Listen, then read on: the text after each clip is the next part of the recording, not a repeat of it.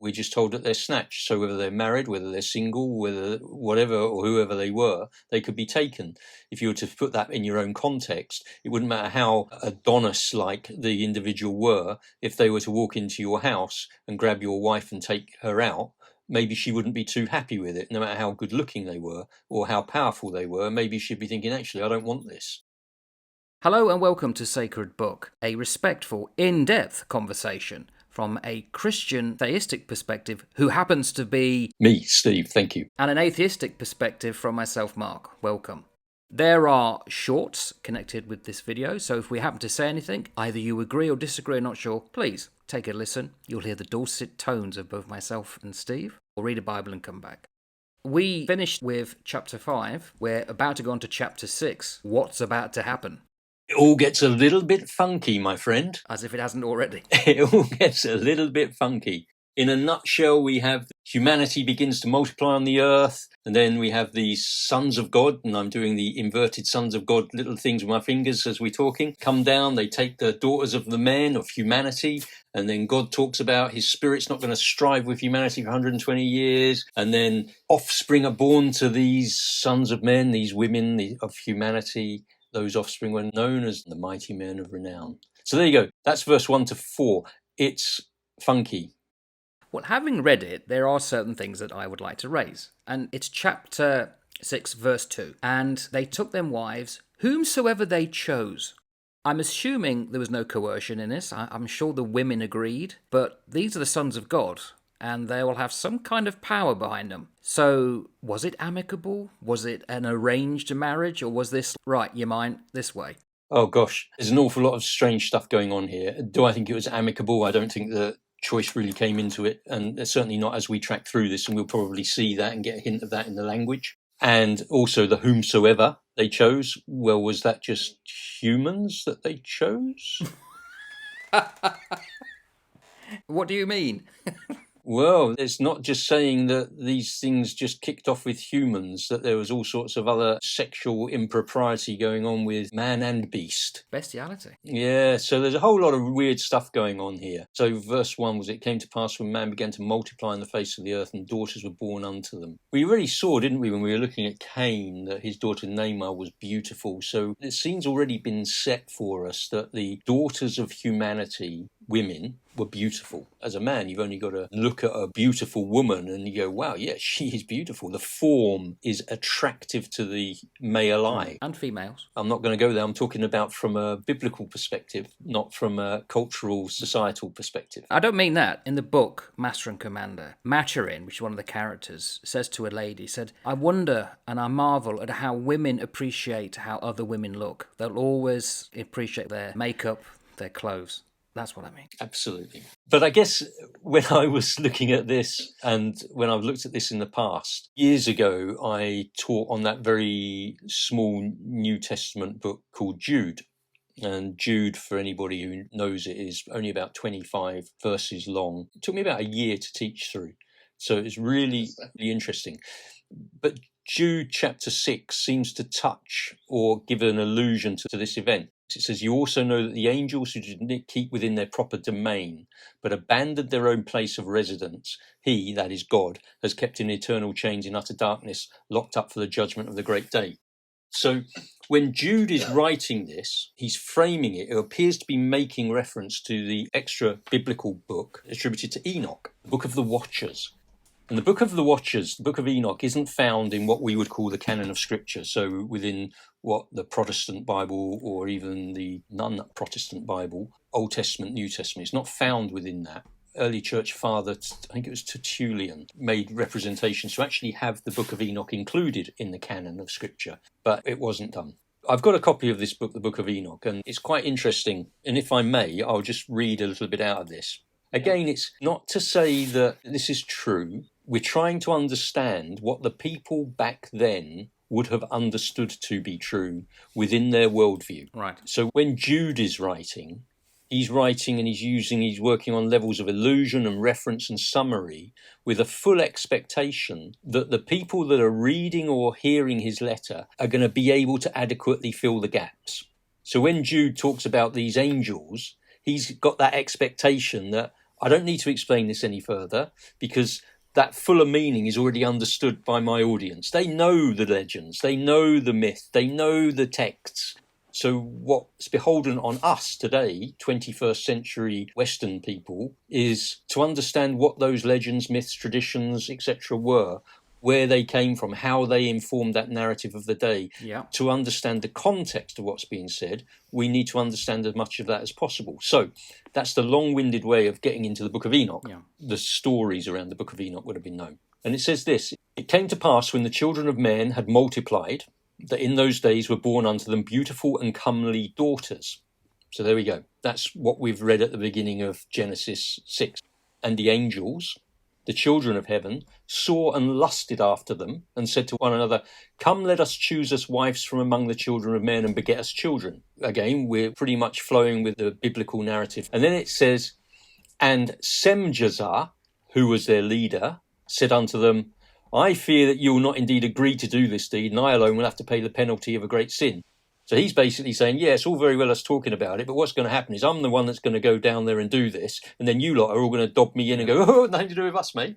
Nothing to do with us."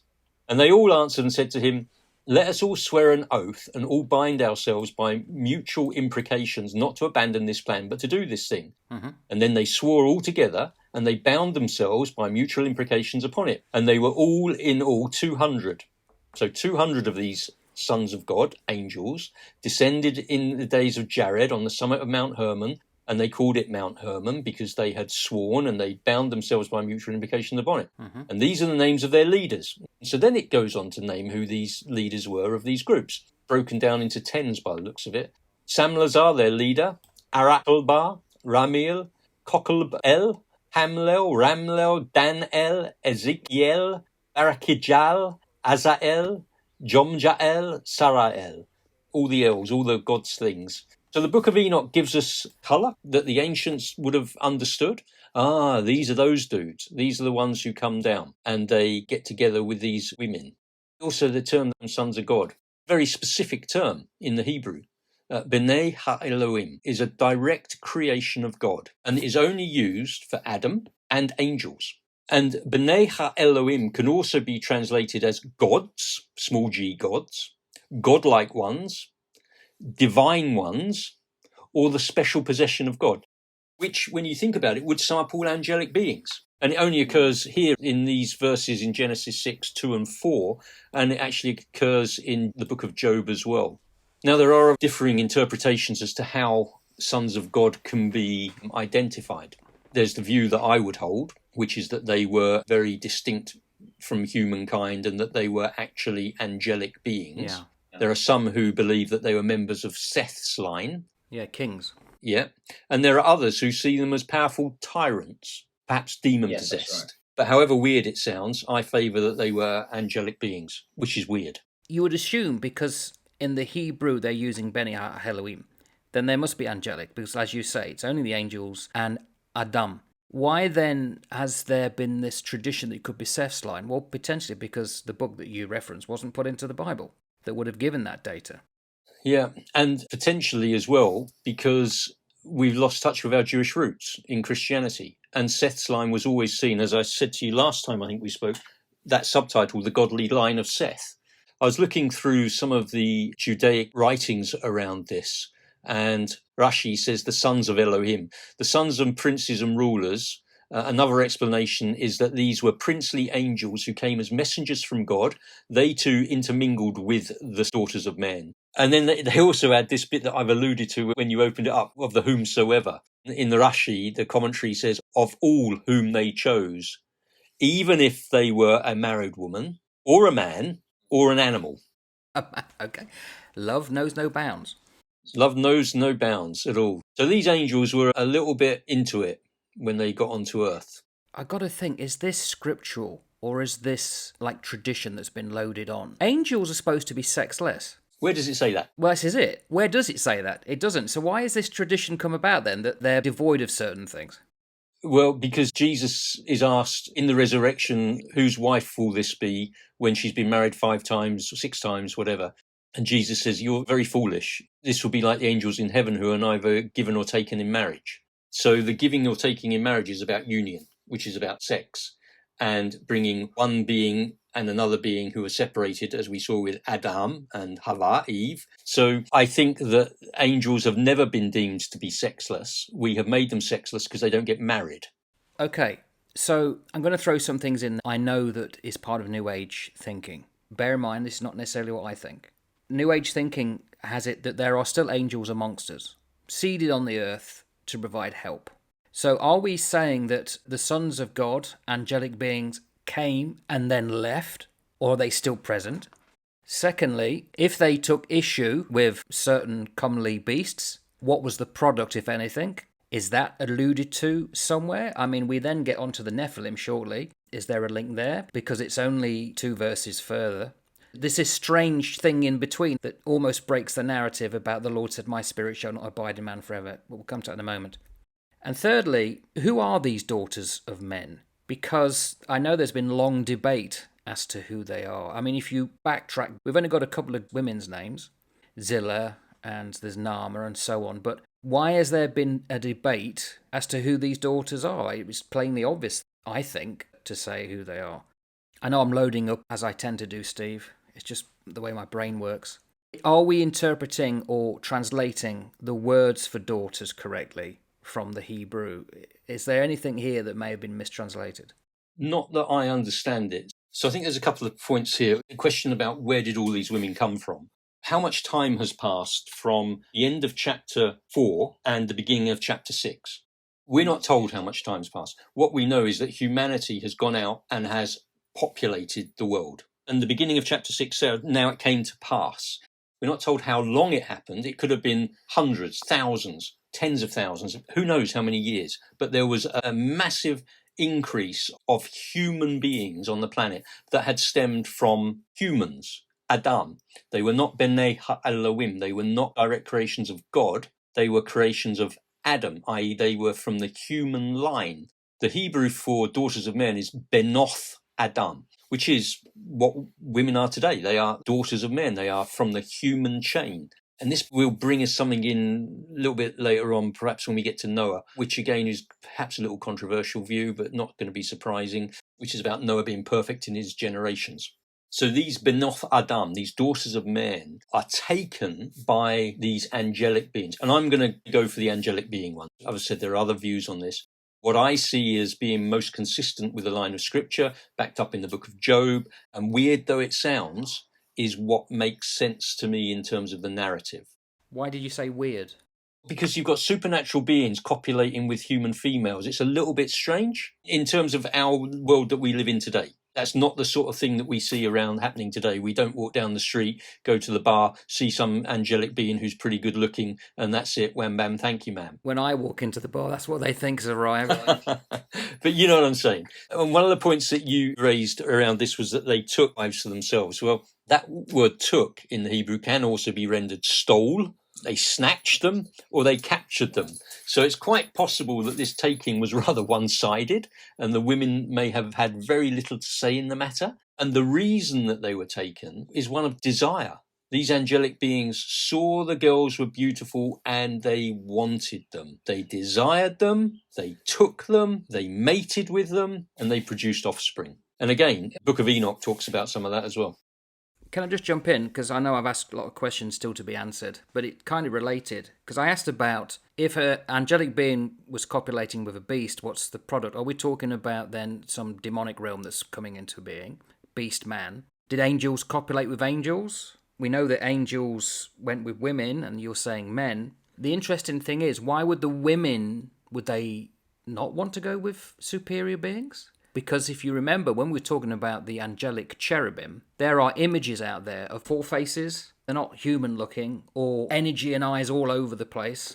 Why do we see them as human? And if that is the case, well then obviously you would have to steal a woman, poor lass. But how would they feel? I mean, it seems to be you're saying that none of them wanted to go with the angels if whomsoever they chose. Is there anything in that? Obviously, I can't answer for women and who they went into. You can speculate, can't you? You've got these godlike creatures who are dragging you off to do whatever they want to do with you. We're not taught about how they're treated or what their life is like. We're just told that they're snatched. So whether they're married, whether they're single, whether whatever or whoever they were, they could be taken. If you were to put that in your own context, it wouldn't matter how Adonis-like the individual were. If they were to walk into your house and grab your wife and take her out, maybe she wouldn't be too happy with it, no matter how good looking they were or how powerful they were. Maybe she'd be thinking, actually, I don't want this. So I think if you were to bring it back to your own home and your own world and your own living, there would be well, I certainly don't want that to happen. The Book of Enoch, in chapter 7 of the Book of Enoch, concerning that particular event of these godlike beings coming, it says this: "And all the others together with them took unto themselves wives, and each chose for himself one, and they began to go in unto them, and to defile themselves with them. And they taught them charms and enchantments, and the cutting of roots, and made them acquainted with plants." Think about that. You're talking witchcrafting? Exactly. So that's certainly a tag that has always gone around witchcraft. And then it says, "And they became pregnant, and they bare great giants, whose height was 3,000 ells," and I don't know what an ell is, ELLS, "who consumed all the acquisitions of men. And when men could no longer sustain them, the giants turned against them." So this is the offspring they're talking about now of these godlike beings and human females. These giants turned against them and devoured mankind, and this offspring began to sin against birds and beasts and reptiles and fish, and to devour one another's flesh and drink the blood, and then the earth laid accusation against the lawless ones. Now, you think about that context in light of verse 3, when we have that comment about, "And then God saw all of that wickedness," etc., etc., etc., which is that sort of jarring point, isn't it? "And the Lord said, My spirit shall not strive with man forever." Think about all of that context, and you think, well, it's little wonder God's a little bit miffed. Oh, by the way, an L is of the length of your fingertip to the elbow. That's one L.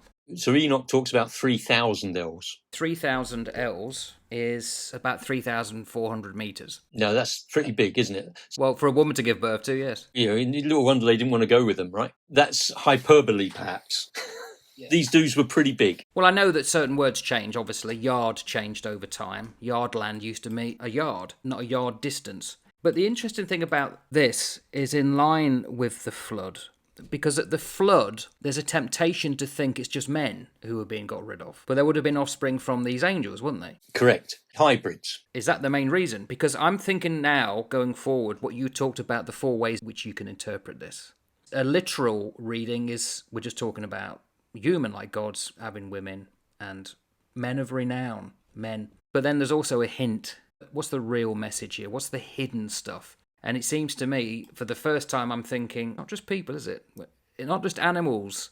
They're being saved from the deliberate destruction of something else. And it's more than the Nephilim. So when you think about it, and let's think about this from a hybrid point of view, we've got humans, this line of Adam, who are humanity as we understand humanity today. There has been a time in history, pre-flood, where supernatural beings produced a hybrid being. That hybrid being would not be quite the same DNA as human being, which suggests to me that that is not the pattern and the model that God had planned for his world. Not obviously knowing that this was going to happen, but recognizing that there is a pattern and a model that ought to be followed. So what he does is he always chooses somebody to represent the pattern and model, which is somebody who's not defiled by a hybrid line, which when we get to Noah, in verse 9 of chapter 6, this is the genealogy of Noah. So straight away he starts to talk about his background. Noah was a just man who was perfect in his generations. His line had not been tainted.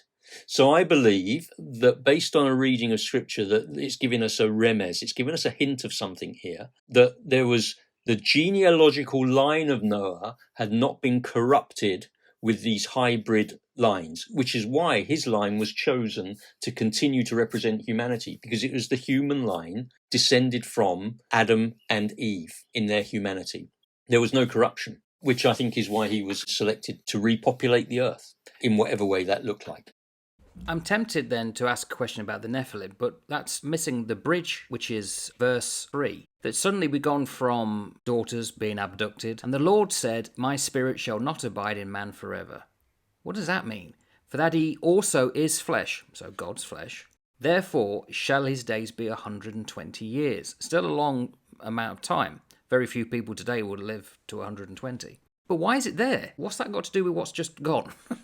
It's almost like a parenthetical insertion to say there's going to be something that kicks into play here as a result of all of this nonsense going on. And in this context, my spirit shall not abide in man forever. That word abide here can be interpreted a number of ways. It's the Hebrew word dindun, and it means to judge, contend, to plead or quarrel, or strive with. My spirit is not going to contend with man.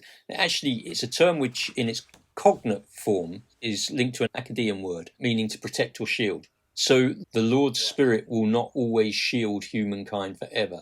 There will be a point when the human race will be destroyed. It then talks about the 120 years. I don't believe that that is a indicator of how long humans will live for. I think that is the period of time that God is giving humankind to get their act together. And when he says this, to when the heavens open, is 120 years. And I think that this period of 120 years is in fact a period of grace that God is showing for humanity to get their crap together. Right. And when you think about the genealogies that we've looked at, Noah, when he had Shem, Ham and Japheth, I think was 500 years old to 600 years old when the flood came. And he died at 950 years. And I love the fact that Methuselah is the longest lived person, 969 years. Right. So even in the pre-flood era, the person that lives the longest is Methuselah. And the fact that his name means when he dies, it comes, or his death shall bring, is fascinating in itself. God keeps stretching out this mercy on humanity, giving them time to come to him, to get their act together. Once Methuselah has died, the flood comes. So I think that it's quite possible that the time of 120 years actually relates to the time remaining between the announcement of this judgment in verse 3 and the coming of the flood, not the physical age that man would live to. I'm interested in the number 120, 120.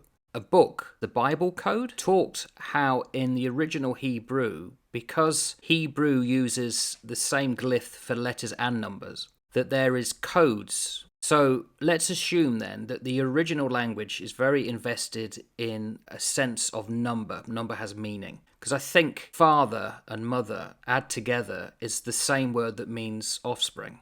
Outside of numerology, a lot of modern thinking is angel numbers, numbers that have meaning. So if you keep seeing 1111 or 1212 or 1221, that's a message. The message for 120 is that you are being supported and guided by your angels. Not all angels went rogue.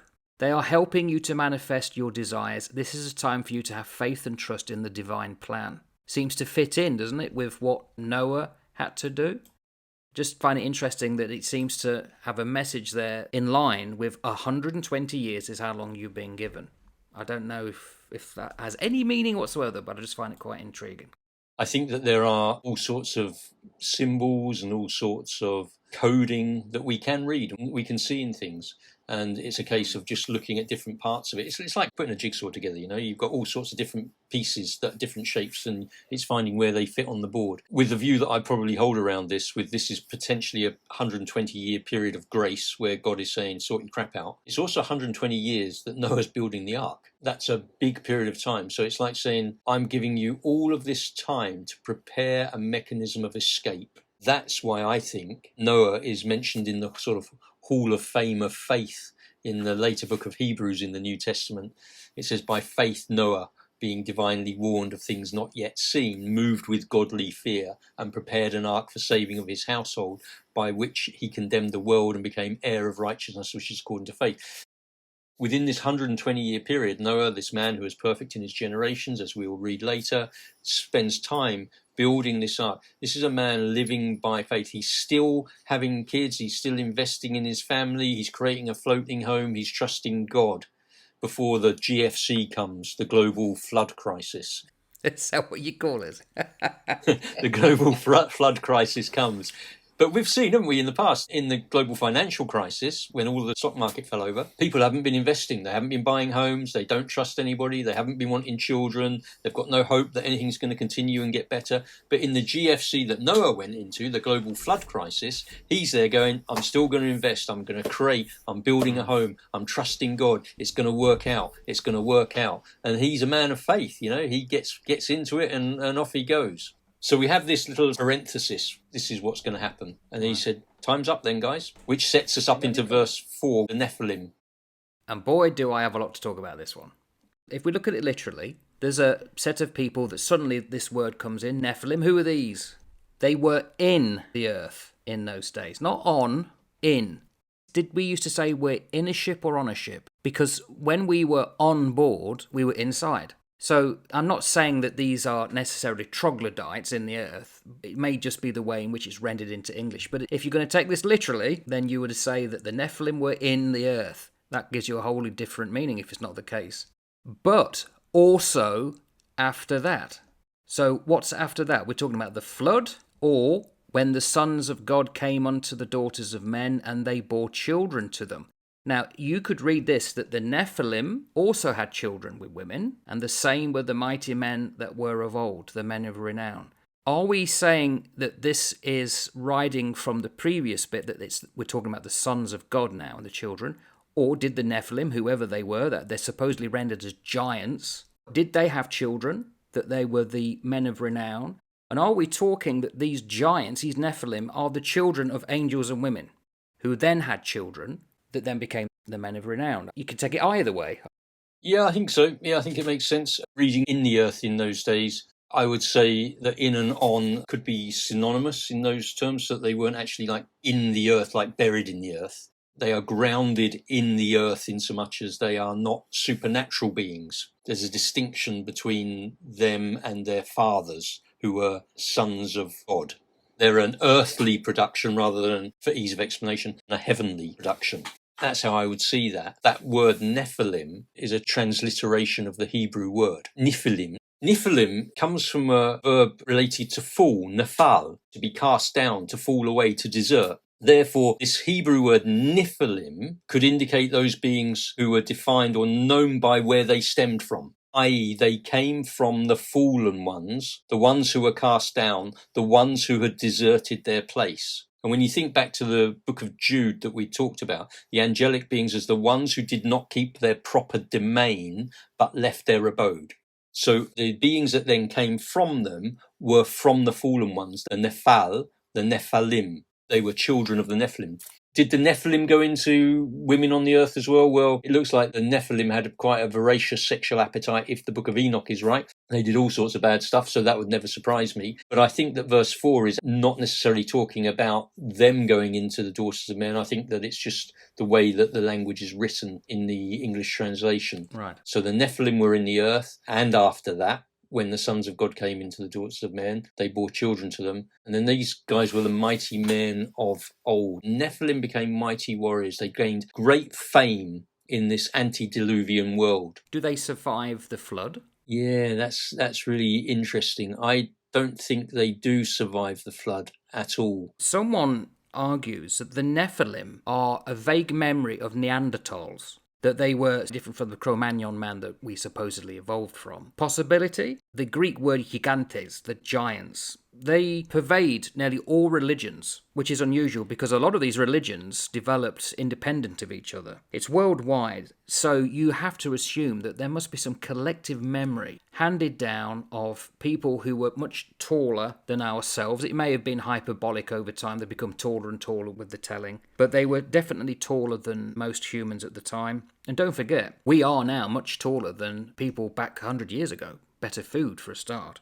As well as the fact that there are in other Eastern or Near Eastern religions flood commentaries. So there must be this era that two things have come through other writings that are very similar. Well, there's enough evidence there to say that these did happen. There was a catastrophic flood and that there were giants, whether they are Nephilim or Neanderthals. I think also later in the Bible there's Anakim, Goliath, Gog, Magog. There's giants in Celtic and Chinese mythology, Gashadokuro in Shinto. They're all there. Well, that's got to be for a reason, isn't it? Oh gosh, yeah. Within the sort of collective memory of humanity, there's something which is buried very, very deeply in there. I mean, that word Nephilim in the Bible is only used in two places, Genesis 6 and Numbers 13. It's been translated as giant in the Septuagint, the Greek version of the Hebrew Old Testament. Septuagint being meaning sort of 70, and 70 translators took the Hebrew text, translated it into Greek. And when they got to the word Nephilim, they translated it gigantes, from where we get our word giant from in the English. Nephilim, gigante, giant. That's the way that it's sort of been translated for us. Numbers 13:33 says, there we saw the Nephilim, the sons of Anak, who come of the Nephilim, and we were in our own sight as grasshoppers, and so we were in their sight. In other English versions, that will have, we saw giants. So Caleb, after spying out the promised land, saw giants. Now, was Caleb saying we saw the Nephilim, or was he saying we saw dirty, great big people who reminded us of these stories of old, who were known to us as the Nephilim? Imagery, illusion, word pictures to convey the meaning of what we saw. It was strong as an ox. Well, was he? No, he wasn't. But when we see somebody really big and all the rest of it, and so going back into their collective memory, you've got this observation around the people in the promised land of Canaan. Man, these guys were like the Nephilim. Right. They were huge. They were giants. They were really big guys. It's not necessarily saying they were the Nephilim. What he's saying is we saw folk in that promised land who are a damn sight bigger than us, and they're like the guys way back in our legends. What everybody listening to Caleb at that time would have done is they'd have gone, oh, wow, we know where those dudes came from. Let's go back to Bereshit 6, Genesis 6, and the legends and the stories around that time, but we missed some of that impact because we don't understand what they were saying. People listening to Caleb at that time did, because Numbers goes on and says they all wept and cried and went, oh no, this is terrible, this is terrible. Well, why would it be terrible? Because they knew the stories. They knew that they were about to go into a promised land where there were Nephilim. What happened to the world when there were Nephilim? It all went belly up, right, and it all got destroyed by God, and it was all terrible. And now they are absolutely terrified. The point that you've made as well, which I think is really interesting, around all of the narrative within humanity that talks about giants, people who were powerful, who were mighty warriors. When I've looked at this, to me, I can understand now where the myths and legends from ancient Greece come from, around the gods who walked this earth, a time when gods wandered the earth. They were skilled in weaponry, warfare, mighty in strength. Back in the ancient days, according to Greek mythology, there was those guys called the Titans, wasn't there, who were partly terrestrial beings, partly celestial. And what did they do? They rebelled against their father, Uranus. And after a prolonged contest, they were defeated by Zeus, the father of the gods. And what happened to them? They were condemned into Tartarus, which is the same place that the fallen angels are condemned in the Book of Jude, Tartarus. So you get this interweaving of these ones who wanted to overthrow their father and subsequently were deposed, and even down to the language. So let's track it backwards. So the Greek mythology, you've got Titan, which is Greek, which comes from the Chaldean word shaitan, which comes from the Hebrew word Satan.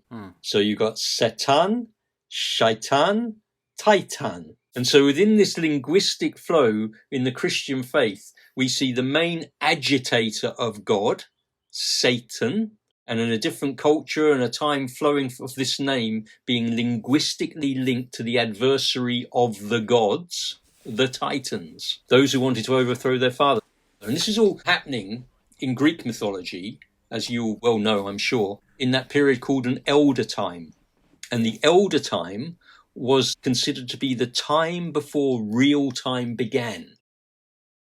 And so when you factor that into your thinking as you're looking at the first 11 chapters of Genesis, we're talking about an elder time. I call the first 11 chapters of Genesis mytho-history. It's a time when the world was very, very different, a time before time really began. And perhaps our reckoning of time as we understand it for those first 11 chapters of Genesis needs to be held really, really lightly. And we need to sort of try and understand it through the context of stories. What stories were they telling? How did that fit with their culture and all of that sort of thing?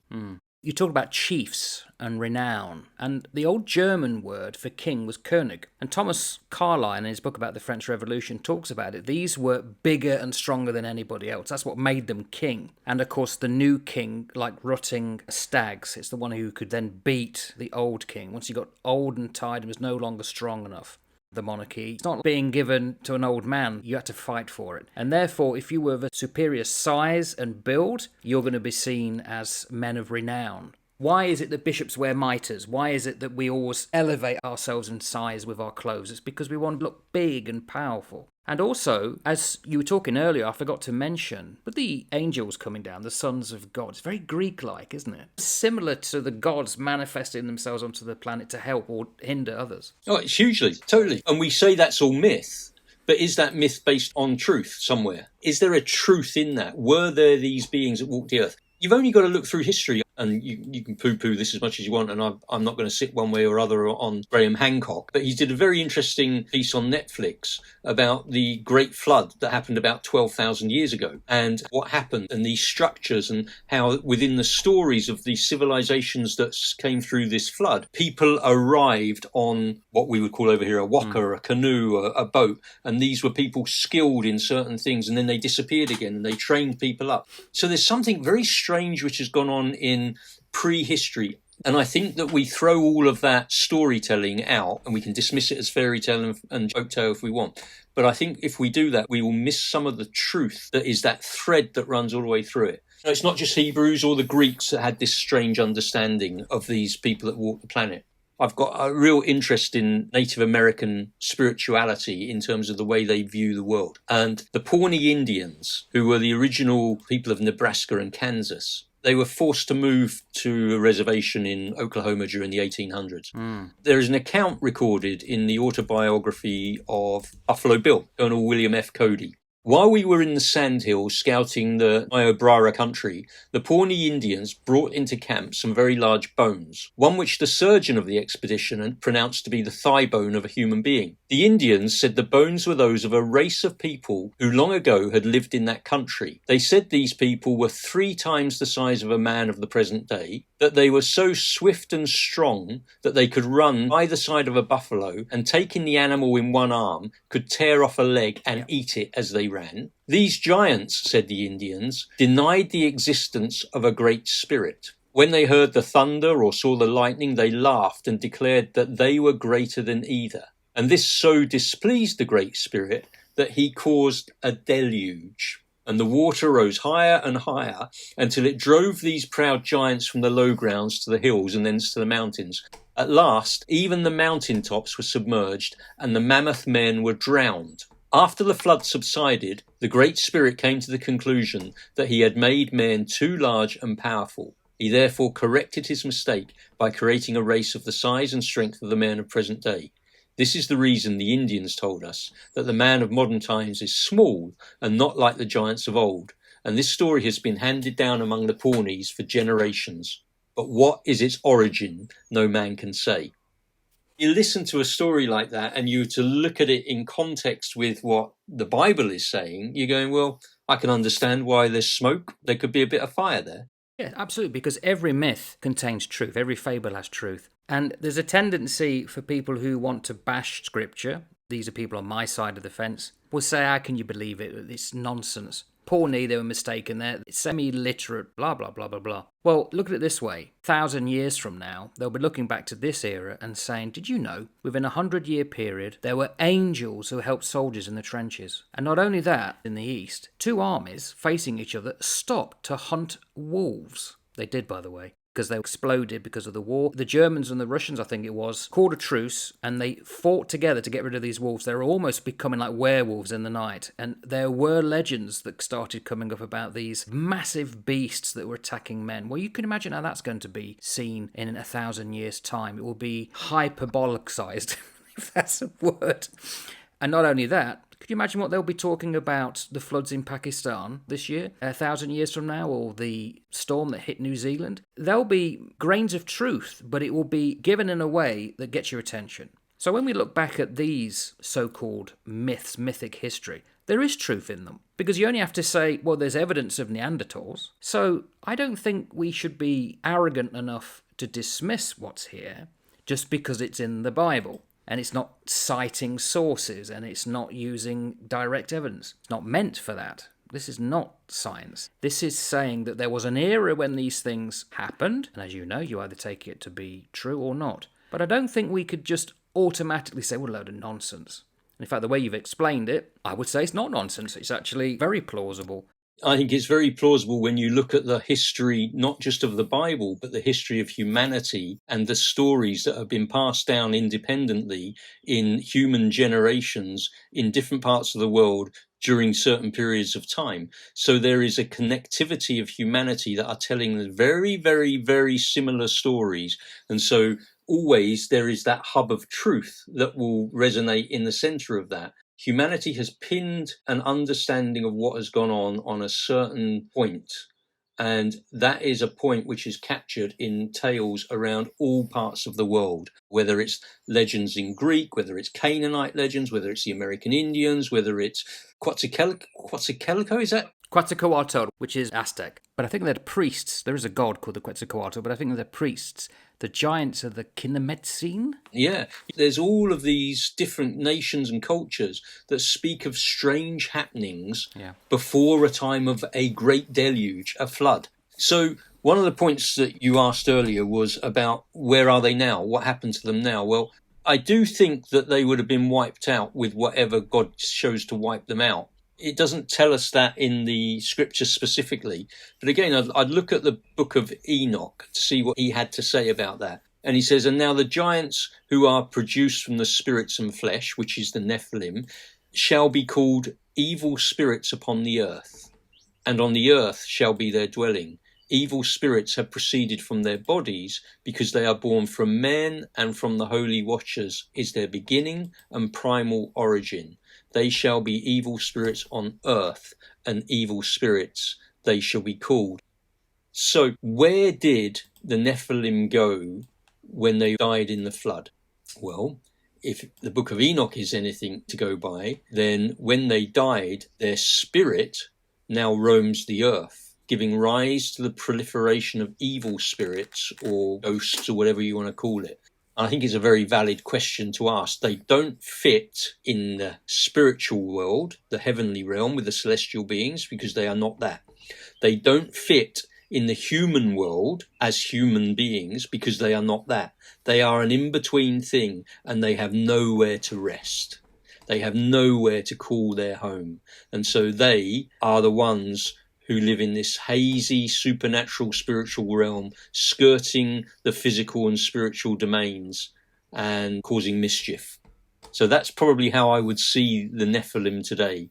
They are that mischief-making, evil spirit that permeates the between worlds. That's definitely going to be a future episode then, the idea of spirits, because I would have a lot to talk about on that one. And interestingly, that it links almost to the previous episode, which when we talked about evil. And the reason I bring that up is because we've now been going an hour. We've done very well, Steve. We've managed to get through 4 verses. We've skimmed it a bit, though, haven't we? We did skim it. And we're getting to the point where the Lord saw that the wickedness of man was great in the earth, which we talked about in the previous episode, and we will talk about in the next, because we're getting closer to another concept that's interesting, that God repenteth. And what does that mean? So I think we should knock it on the head, son, and look forward to the next one. That sounds absolutely perfect. And yeah, it's food for thought, mate. And as I say, you don't have to agree with it, but there's a lot going on in these few verses, which I think that we've just skimmed the surface of today. But it's been good to skim with you. Yeah, and as an atheist, there's nothing here that I would say is implausible. I think most New Age thinking, most people who wouldn't classify themselves as religious but don't have a problem with angels, and that there are angels amongst us, as I've said. So I don't think people like myself have a problem with any of that we've been talked about. And there seems to be strong evidence to support this more than you would imagine. I'm looking forward to the next one. Take care, mate. Look after yourself. Take care.